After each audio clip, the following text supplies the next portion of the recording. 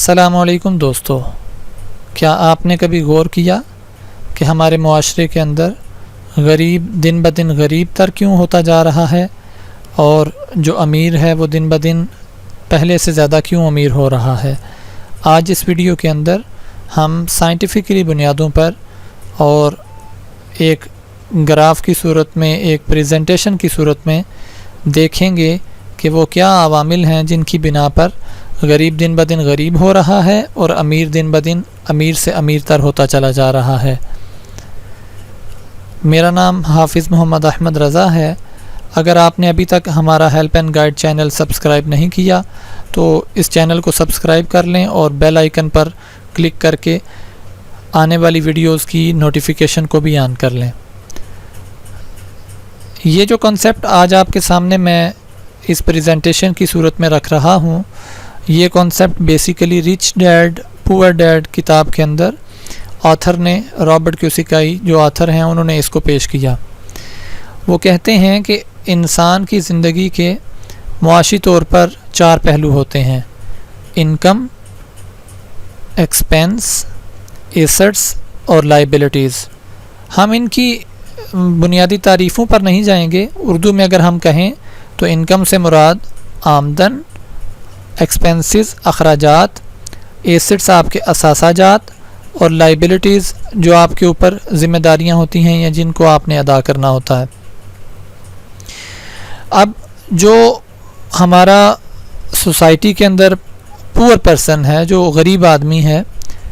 उसकी गुर्बत की रीज़न क्या है? उसकी गुर्बत की रीज़न ये है कि उसके पास एक सोर्स ऑफ इनकम है जहाँ से उसको कुछ आमदन आती है, जहाँ से उसको कोई इनकम आ रही है, और बहुत से एक्सपेंसेस ऑलरेडी उसके पास उसकी ज़िंदगी में जमा होते हैं। तो उसका जो कैश फ़्लो है वो कुछ इस तरह से बनता है कि यहाँ से उसकी इनकम आई और यहाँ से एक्सपेंसेस में आके बाहर चली गई। यानी जितनी उसके पास इनकम आई थी वो सारी की सारी एक्सपेंसेस में लग गई और उसके पास कुछ भी ना बचा। इस तरह से उसका जो कैश फ़्लो है वो इंतहाई डिस्टर्ब है। आप देख रहे हैं कि एसेट्स में कुछ नहीं आया, लाइबिलिटीज़ में कुछ नहीं आया। जो आमदन थी वो सारे की सारी खर्च हो गई और वो शख्स फिर वहीं का वहीं खड़ा है। अब आइए देखते हैं दूसरी तरफ जो एक एवरेज पर्सन है, सैलरी पीपल जो हैं, 9 to 5 जॉब होल्डर्स जो हैं, उनका जो कैश फ़्लो है वो किस तरह से चल रहा है। उनका कैश फ़्लो इस तरह से चलता है कि उनके पास महीने की एक कोई इनकम होती है, यानी उनको एक महीने के बाद सैलरी मिलती है जिसमें से उन्होंने कुछ अखराजात पे करने होते हैं और कुछ उन्होंने लाइबिलिटीज़ जो अपने ऊपर उठाई होती हैं वो उन्होंने इसको मीट करना होता है, उसको पूरा करना होता है। उनका कैश फ़्लो इस तरह से चलता है कि यहाँ उनको इनकम आई और इनकम के बाद उनकी इनकम जो है उसने एक्सपेंसेस को मीट किया, फिर उसके बाद जो उन्होंने लाइबिलिटीज़ उठाई हुई थी उसको उन्होंने मीट किया और उनकी सारी की सारी इनकम ख़त्म। लाइबिलिटीज़ के अंदर मुख्तलिफ़ चीज़ें आ सकती हैं। मसलन उन्होंने कोई इंश्योरेंस ली हुई थी या उन्होंने कोई क्रेडिट कार्ड लिए हुए थे या इस तरह की कोई भी और चीज़ जो उन्होंने क्रेडिट पर ली हुई थी, वो सारी की सारी महीने की वो किस्त दे रहे हैं या साल की कोई किस्त दे रहे हैं। तो बहरहाल इस तरह उन्होंने कुछ लाइबिलिटीज़ ली हुई हैं। और इसी तरह लाइबिलिटीज़ के अंदर जब हम देखते हैं, इसको थोड़ा रिसर्च करते हैं, तो हमें पता चलता है कि अगरचे उनकी सैलरी तो इतनी ज़्यादा नहीं थी लेकिन उन्होंने बड़े महंगे किस्म के मोबाइल फ़ोन लिए, बड़े महंगे किस्म के उन्होंने टीवी लिए, लैपटॉप्स लिए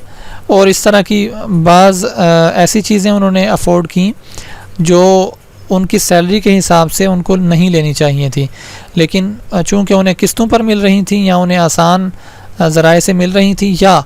उसका एक रीज़न ये भी था कि वो अपने स्टेटस को कायम रखना चाहते थे और दुनिया को ये दिखाना चाहते थे कि हम रिच पर्सन हैं, हम जो है इन चीज़ों को अफोर्ड कर सकते हैं, इसलिए उन्होंने उन चीज़ों को अफोर्ड किया।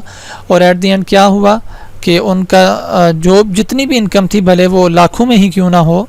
लेकिन वो लाइबिलिटीज़ के अंदर आकर एक्सपेंसेस और लाइबिलिटीज़ को मीट करते करते सारी की सारी आखिर पे ज़ीरो हो गई। और इस तरह से वो एक एवरेज लाइफ गुजार रहे हैं, ना कि वो कोई रिच पीपल के अंदर उनका शुमार हो, वो एवरेज के एवरेज ही रहे और 9 to 5 जॉब के अंदर, जिसे वो रैट रेस का नाम देते हैं, वो रैट रेस के अंदर पहले भी थे और अब भी हैं, और दिन ब दिन वो उसी रैट रेस के अंदर पिसते चले जा रहे हैं। आइए देखते हैं कि जो रिच पर्सन हैं उनकी ज़िंदगी किस तरह से गुजरती है। तो रिच पर्सन जो है उनकी ज़िंदगी की सबसे बड़ी पहचान तो ये है कि उनके पास एसेट्स होते हैं। अब वो एसेट्स क्या हैं? वो उनके बिजनेसेस हैं, वो उनके बॉन्ड्स हैं, वो उनके शेयर्स हैं, वो, और आसान ज़ुबान में एसेट को रिच डैड पुअर डैड के अंदर इस तरह से डिफ़ाइन किया गया है कि हर वो चीज़ जो आपकी जेब के अंदर पैसा डाले वो आपका एसेट है, और हर वो चीज़ जो आपकी जेब से पैसा निकाले वो आपकी लाइबिलिटी है। यानी एसेट और लाइबिलिटी की इकोनॉमिक्स के अंदर बहुत सी डेफिनेशंस होंगी, लेकिन ये बड़ी आसान सी डेफिनेशन है कि हर वो चीज़ जो आपकी जेब में पैसा डाल रही है, पैसा ला रही है, वो एसेट है, और हर वो चीज़ जो आपकी जेब से पैसा निकाल रही है वो लाइबिलिटी है। इसके अंदर एक कन्फ्यूजन ये आती है कि कभी कभार कोई ऐसी चीज़ है जो एक ही वक्त में लाइबिलिटी भी हो सकती है और एसेट भी हो सकती है, तो फिर हम उसे परखेंगे कि क्या वो हमारी आमदन में इजाफे का सबब बन रही है या हमारी एक्सपेंसेस की तरफ जा रही है। अगर वो एक्सपेंसेस की तरफ जा रही है, मिसाल के तौर पे हमने एक घर बनाया और वो घर इस तरह का हमने बनाया कि वो अब महीने के बाद हमें उसके अंदर हमने उसको रेंट आउट कर दिया और उसके अंदर से हमें कोई इनकम आ रही है, तो वो अब हमारा एसेट है। और अगर हम उसके अंदर ख़र्चा करते हैं हर महीने और उसकी मेंटेनेंस और इस तरह के मसाइल के ऊपर जा रहे हैं, तो वो फिर हमें लाइबिलिटी की सूरत में पड़ेगा। इसी तरह हमारी गाड़ी है या दूसरे और भी बहुत से सोर्सेज हो सकते हैं। अब जो रिच पीपल हैं या बिजनेसमैन हैं, उनका जो कैश फ्लो है वो बड़ा यानी यूनिक किस्म का और बड़ा डिफरेंट है। आपने ये देखा कि जो पुअर पीपल हैं उनका कैश फ्लो किस तरह से है कि इनकम आई और एक्सपेंसेस के अंदर सारी की सारी गुजर गई, और जो एवरेज पीपल हैं, salary people, 9 to 5 job holders, rat race का शिकार जो लोग हैं, उनकी इस तरह से हुई कि इनकम आई, एक्सपेंसेस हुए और कुछ लाइबिलिटीज़ के अंदर गुजरी, और इस तरह से उनकी भी सारी की सारी इनकम चली गई और एट द एंड वो ज़ीरो पे खड़े थे। लेकिन जो बिज़नेस पीपल हैं उनका कैश फ्लो बड़ा डिफरेंट है। उनका कैश फ्लो इस तरह से है कि उनकी सारी की सारी इनकम जो है वो उनके एसेट्स से आ रही है। उनके एसेट्स ने इनकम को जनरेट किया, और जो कुछ उन पर लाइबिलिटीज़ थी बैंक के हवाले से या कोई क्रेडिट या कुछ भी उनके ऊपर लाइबिलिटी थी, वो उन लाइबिलिटीज़ को मीट करते हुए उसके बाद वो एक्सपेंसेस की तरफ गई। एक्सपेंसेस के अंदर जो उन्होंने आगे स्टाफ रखा है उसकी सैलरीज आ गई, या कोई बिल्स हैं या कोई टैक्स वगैरह जो उन्होंने पे करने हैं वो सारा कुछ आ गया। और उसके बाद ये सारा कुछ बचाने के बाद, ये सारा कुछ खर्च होने के बाद एट द एंड उनके पास इनकम बच गई। अब आप देखें कि अगर